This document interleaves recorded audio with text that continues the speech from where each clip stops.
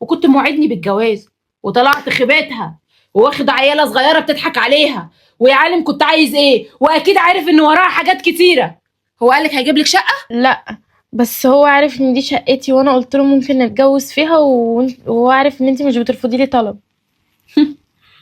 منور يا استاذ بسيوني. استني بس فهميني يا دعاء. افهم ايه دعاء؟ اطلع بره، اطلع بره، ردنا بالهم والهم مش راضي بينا. طب خلاص، جاتك 60 وكسه. بلاش اختك وهناخدك انت. بجد هو بلاها سوسو خليها ناديه. اطلع بره، اطلع.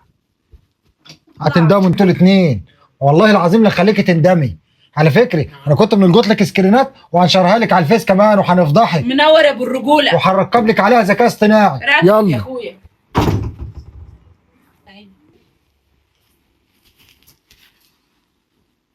طبعا انا مش هقدر اقول لك وافضل الوم فيكي ان انت حضرتك بتروحي تمدي ايدك في الزباله وتطلعي لي منها ازبل حاجه.